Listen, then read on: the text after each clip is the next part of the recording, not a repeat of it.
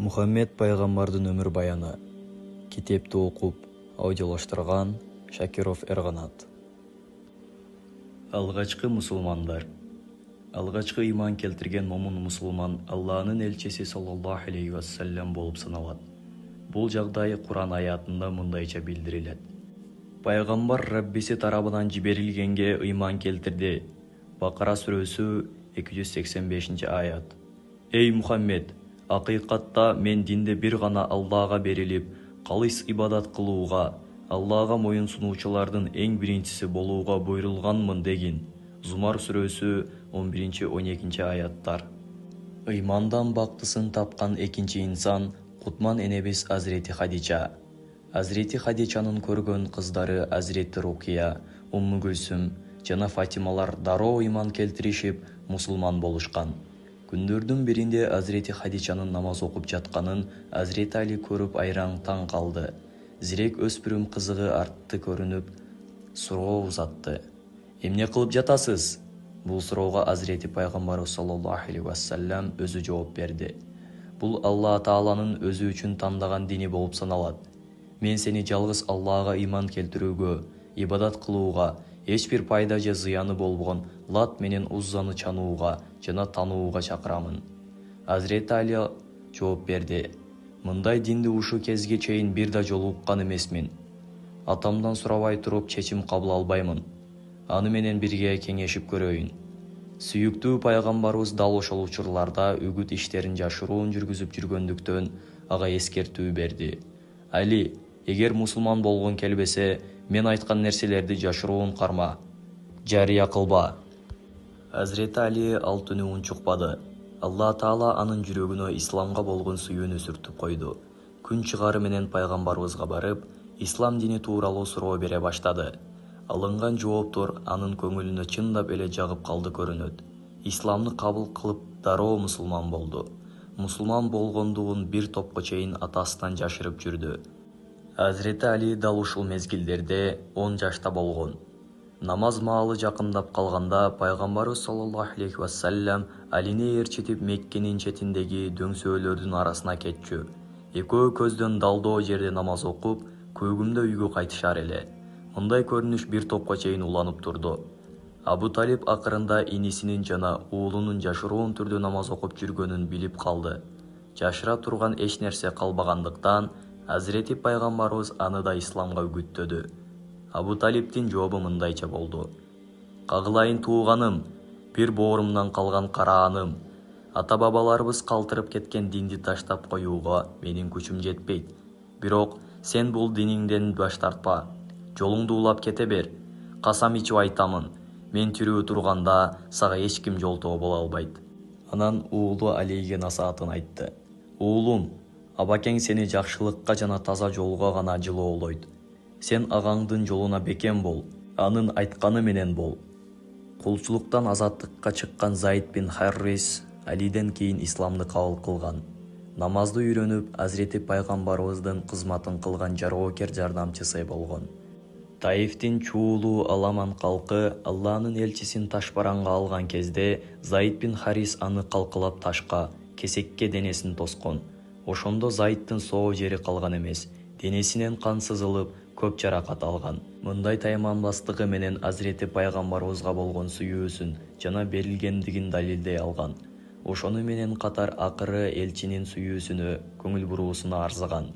Азирети Абу Бакир Азирети Мухаммед менен тээ мурдалар эле жакын дос болгон. Бала кезинен бери анын адеп ахлагын, жароокерлигин жана ишенимдүүлүгүн көрүп жүргөн. Анын мүнөзүн, жүрүм-турумун Азирети Абу Бакир жакшы билген. Анын бир жолу жалган айтканын укканда көргөн да эмес. Ошол себептен Алла Таала тууралуу жалган пикирлерди айтыш мүмкүн эмес деген ойдо болгон. Ушулардын баарын эске алган Азирети Абу Бакир Алланын элчисинин бир ооз дааватын жерге таштабай, токтоосуз ислам динин кабыл кылган. Азирети Абу Бакир алгачкы иман келтиргендерден болгон. Ошону менен бирге ыйманына чаң жугузбай, Сыддык деген улуу сыпатка жетишкен. Андан кийин мезгилдерде да ислам динин өркүндөп, өсүшү үчүн материалдык да, рухий да эч бир жоопкерчиликтен бой качырган эмес. Кайсыл гана иш болбосун, жараткан Алланын ыраазылыгын табуу үчүн болгон мүмкүнчүлүгүн кошуп, ак тилден кызмат кылган. Абу Бакирдин мусулман болуусуна Азирети пайгамбарыбыз абдан сүйүнгөн. Ага сүйүнгөнчөлүк башка эч нерсеге сүйүнгөн эмес экен. Кадырман сахаба мусулман болоору менен ислам динин кабыл кылганын ачык айтып, элди Алла Таала жана анын элчисине ыйман келтирүүгө үндөй баштаган. Абу Убайда бин Жаррах, Абу Салама, Аркам бин Абул Аркам, Усман бин Мазун, Асма бинти Абу Бакир, Хаббаб бин Арат, Абдуллах бин Масуд, Абдуллах бин Жахш, Джафар бин Абу Талиб аялы, Асма бинти Умайс, Абу Хузайфа, Амр бин Фухайзалар алгачкы мусулмандардан болуп, ыймандын ырахатын таткан инсандардан болуп саналат. Дарул Аркам алгачкы мусулмандардын таалим-тарбия жана окуу борбору. Алланын элчиси Мухаммед саллаллаху алейхи вассалам 3 жыл бою ислам динин жашыруун жайып, үгүттөп жүрдү. Чакырыкты кабыл кылбагандарга бул тууралуу эч кимге ооз ачпоону өтүндү. Пайгамбарлык келген жылы Аркам бин Абул Аркам мусулмандыкты кабылдаган эле.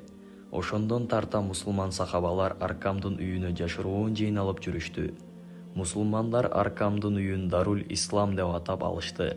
Анын үйү Сафа дөңсөөсүнүн жанында эле. Ардактуу пайгамбарыбыз мушриктерден жашырынып, куттуу үйгө барып, жаңы мусулмандарга исламды таанытып, Куран аяттарынан окуп, насыяттардан айтып берип жүрдү. Чогуу намаз окушту.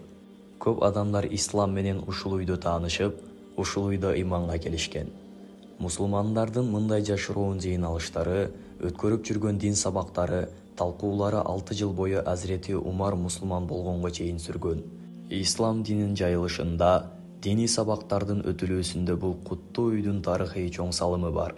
Демек, ислам диниде байланыштуу иш-аракеттер кыямат кайымга чейин Азирети пайгамбарыбыз үйрөтүп кеткен эрежелеринин негизинде жүргүзүлүшү керек.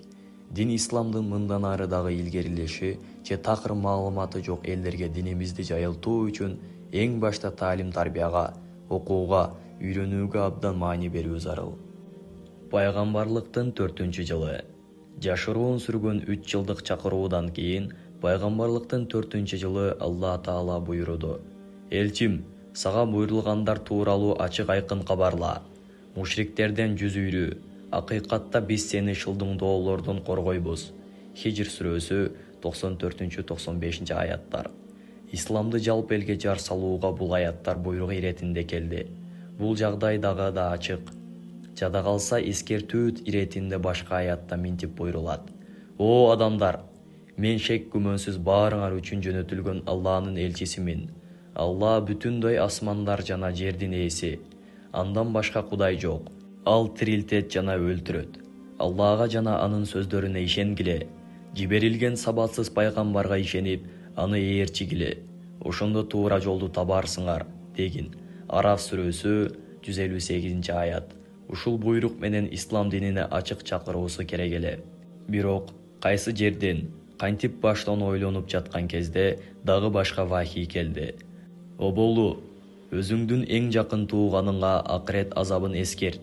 Шуара сүрөсү 214-218 аяттар.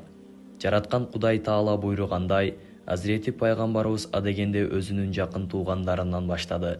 Аларды үйүнө чакырып сый тамагын берди. Аркы беркиден кеп салынды.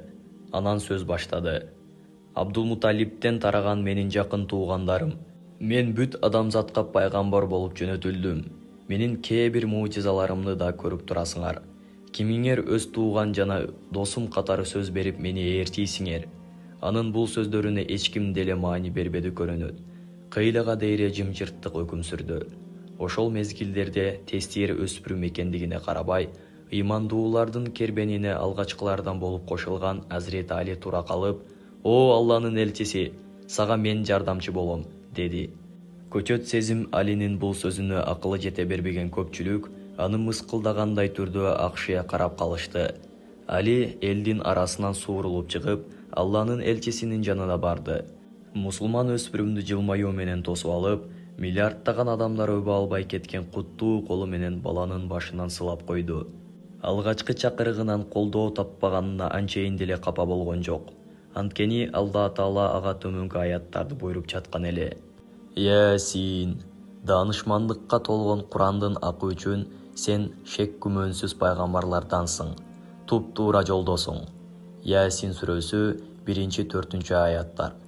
Биз сени жаама адамзатка сүйүнчүлөөчү жана эскертүүчү кылып жибердик. Бирок адамдардын көпчүлүгү муну биле беришпейт. Сааба сүрөсү 28 аят. Азирети пайгамбарыбыз башка пайгамбарлардан жаама адамзатка жөнөтүлүшү менен айырмаланат. Буга жогорудагы Курандын касиеттүү аяттары далил. Кутман элчи саллаллаху алейхи вассалям бир хадисинде мындай деген: Мага 1 айлык аралыктан душмандын жүрөгүнө коркунуч салуу артыкчылыгы берилген. Жер жүзү мен үчүн мечит кылынып, тазаланган. Ошондуктан үммөт саналган бардык момундар намаз убагы кирген жерде намазын окусун. Менден мурда пайгамбарлардын эч кимисине олжа алуу адал кылынган эмес эле. Мага олжа алуу адал кылынды. Шапаат кылууга уруксат берилген. Менден мурунку пайгамбарлардын баары өз улуттарына же урууларына гана жөнөтүлгөн эле. Мен болсо бүтүндөй адамзатка жөнөтүлдүм. Алгачкы чакырууда Алиден башка туугандарынын эч кимисинен оң жооп ала албаган Алланын элчиси арадан бир кыйла убакыт өткөндөн кийин үйүнө туугандарын кайрадан чакырды. Сый көрсөтүп, улуу маселени дагы козгоду. Абдулмуталиптен тараган ардактуу туугандарым, ушул тапта арабтардын арасынан чыгып, эки дүйнөңөрдүн жакшылыгы үчүн мен алып келгенден да жакшы динди жер салган адамды көрө да, биле да элекмин. Туугандарым, силерге жана бүтүндөй адамзатка пайгамбар болуп жөнөтүлдүм. Мурда эч жерден көрбөгөн ажайып муужизаларды менден көрүп жатасыңар. Кимиңер бул жаатта мага көмөк көрсөтөсүңөр? Кимиңер туугандыгын далилдеп бейишке барууну каалайсыңар? Кимиңер ушул жолдо мага арка жөлөк жана жолдош болууга сөз бересиңер?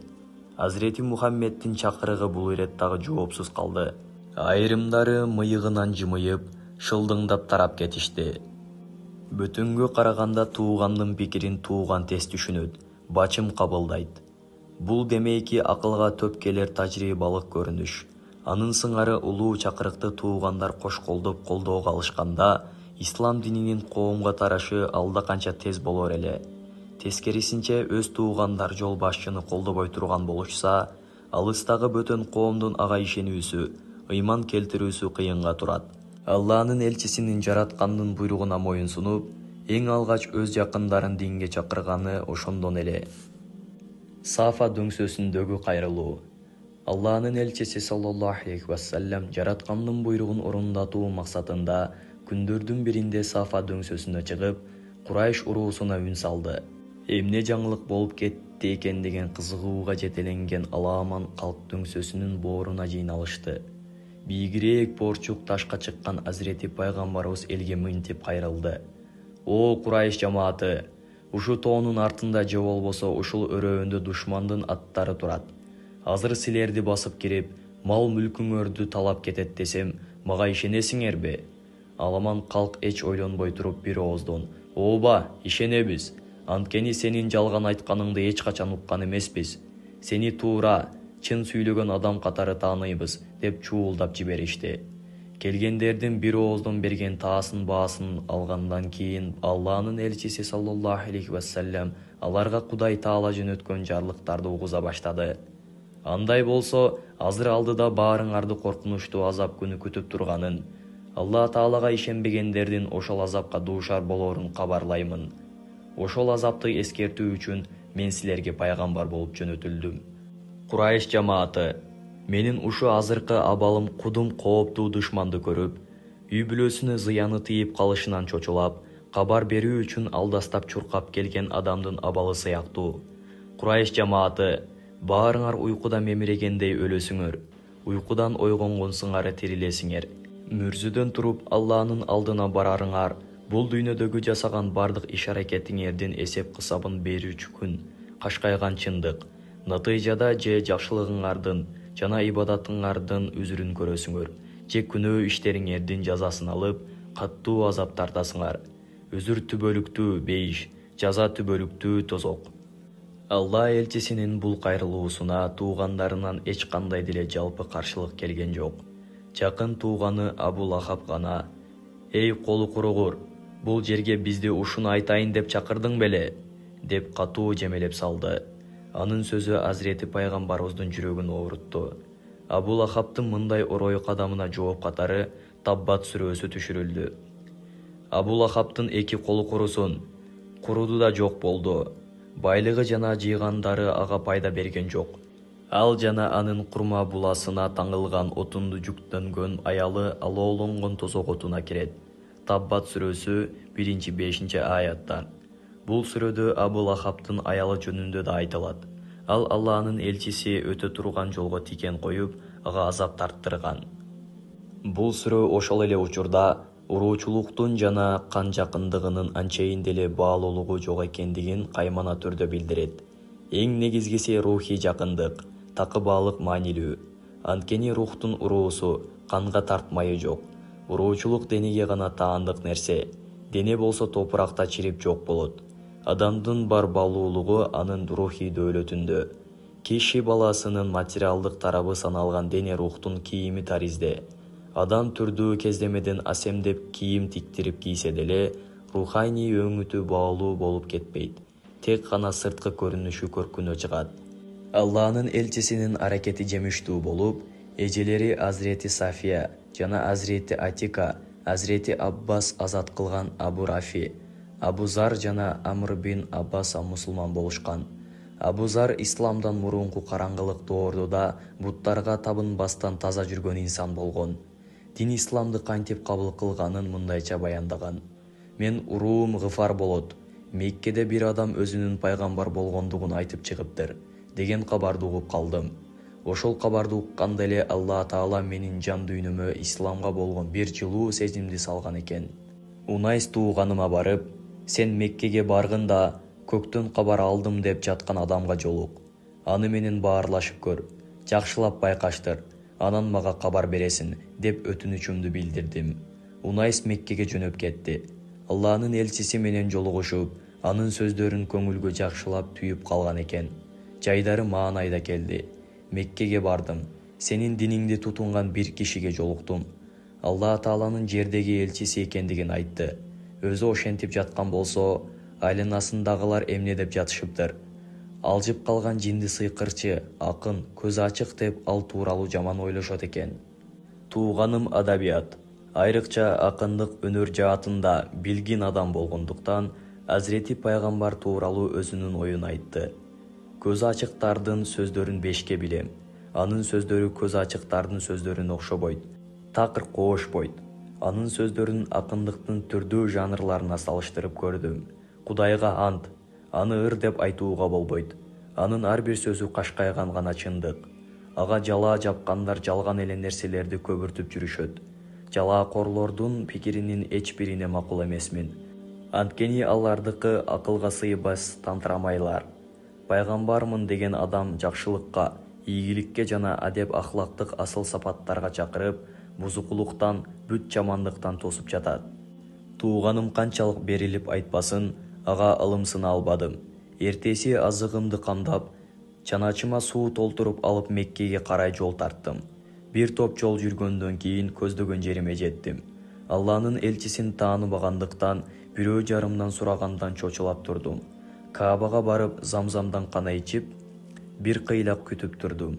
Бир маалда жаныма бир өспүрүм келди. Баамымда сиз узак жактан келген окшойсуз? Ооба, узактан келдим.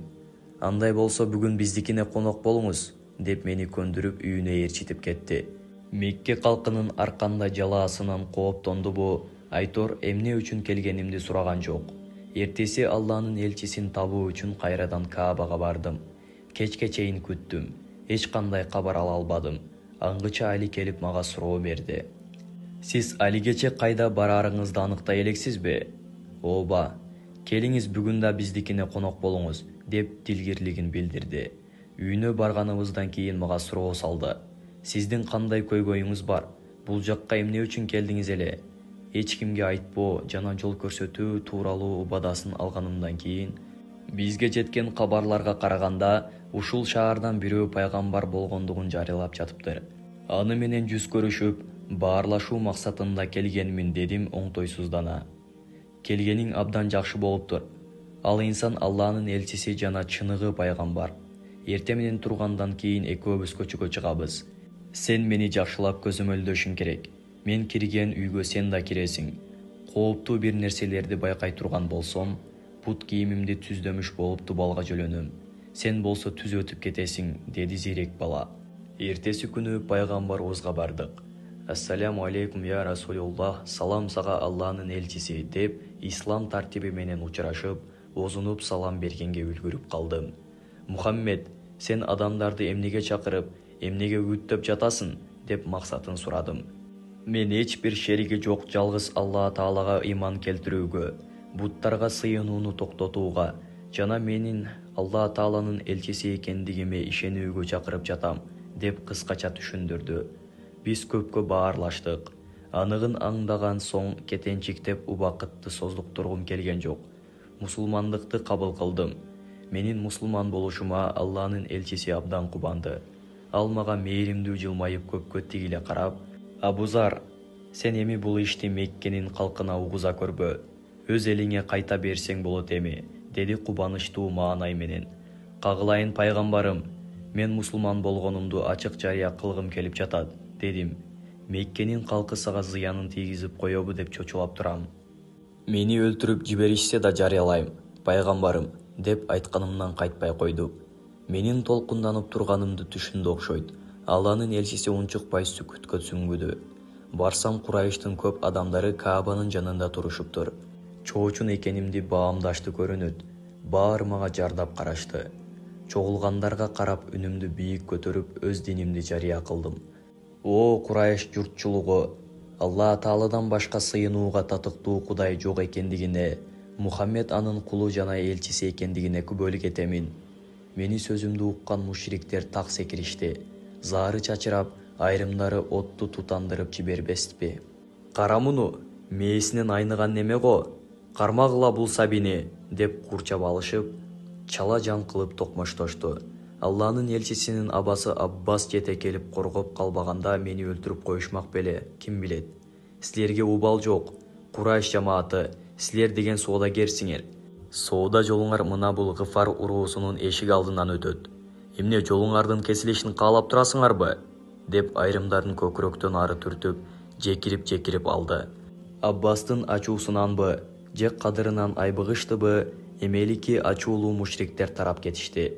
Токмок жеген күндүн эртеси Каабага дагы бардым. Мусулман болгонумду жар салып, дагы токмок жедим. Эстен танганымды көрүп, өлүп калды деп ойлошсо керек. Тарап кетишиптир. Эсиме келип Алланын элчисине бардым. Аянычтуу абалымды көргөн Алланын элчиси: «Мен сага эскертпедим беле?» деп кейиди.